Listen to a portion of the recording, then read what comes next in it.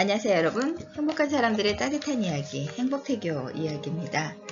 오늘은 여러분에게 태아는 모든 것을 기억한다는 이야기를 해드리고 싶습니다. 두뇌가 발육하기 시작하는 임신 7개월 이후에 태아의 모든 기억은 그대로 남는다고 생각하면 될 건데요. 태아는 어디까지 기억할 수 있을까요? 우선 모든 것을 기억한다고 생각해야 합니다. 성인들도 기억력에 능력 차이가 있듯이 태아는 물론 능력과 차이가 있을 수 있습니다. 따라서 이와 관련된 연구들을 보면 태아마다 다소 다른 기억력을 가지고 있다고 되어 있는데요. 그러나 두뇌가 발달하는 시기인 임신 7개월 이후의 기억은 대부분 그대로 남는다고 합니다. 그 이유는 이때부터 태아의 대뇌피질에는 기억을 관리하는 중추가 자리 잡고 있기 때문이라고 합니다. 심리학의 여러 분야 중에서 태생심리학이 있습니다. 이것은 출생 전 심리학이라고 불리는데요. 말 그대로 태아 때의 기억력 같은 것이 자신의 심리에 미치는 영향을 연구하는 학문입니다. 이 분야에서 최근 발표되고 있는 기록들을 보면 자폐증에 걸린 아이를 치료하는 과정에서 의사가 그 아이가 모르는 언어로 이야기를 했는데 아이가 알아들었다는 보고가 있습니다. 프랑스어를 사용하는 아이에게 프랑스어로 이야기하면 반응이 없던 아이가 영어를 사용하였더니 알아들었다는 것입니다. 물론 이 아이는 영어를 배운 적이 없다고 합니다. 그 이유를 추적해 나가는 과정에서 아이의 어머니가 임신 중에 무역회사를 다니면서 영어만 사용하였다는 것이 밝혀졌습니다. 이 아이의 경우 영어를 알아들었다는 것은 어머니가 임신 중에 거의 영어만을 사용했다는 것 말고 달리 해석할 수가 없는 거죠. 우리 현재 의학이 측면에서 보면은 미신적이기도 한 이런 경우가 엄연히 존재하고 있는 것입니다. 이런 분야에 또한 과학자들이 연구하고 있는데요. 이 밖에도 사례들은 많은데 주로 음악과 언어 분야에서 이러한 현상을 연구되어지고 있습니다. 바이올린 연주곡을 태어나서 한 번도 들어보지 못한 아이가 그 바이올린 곡을 흥얼흥얼 거리는 것을 보고 놀랐다는 산모도 있었고,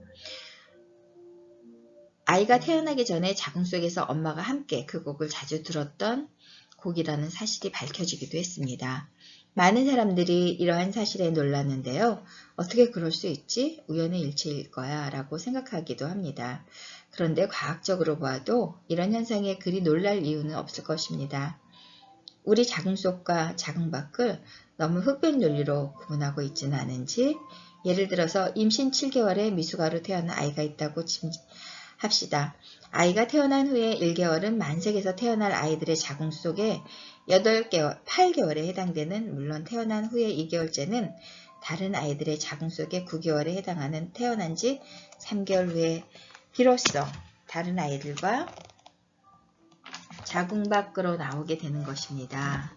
그런데 우리는 이 아이가 태어난 후에 비록 미숙아로 태어났지만 듣고 느끼는 모든 것을 같은 임신 개월수에 정상적인 자궁 속의 아이들은 못 듣는다고 생각을 합니다. 다만 자궁 속에 있다는 이유 때문에 대부분 그렇게 생각하는 것입니다. 우리의 경직된 사고가 그렇게 만드는 것이죠. 임신 7개월에 미숙아로 태어난 아이가 태어난 후 3개월 동안 엄마가 좋아하는 바이올린 연주곡을 매일 듣는다고 치면 이 아이가 나중에 바이올린 연주곡을 흥얼흥얼 했다면 그 엄마는 그리 놀라지 않을 수도 있습니다. 왜냐하면 자신의 아이가 태어나서 분명히 그 곡을 들었기 때문에.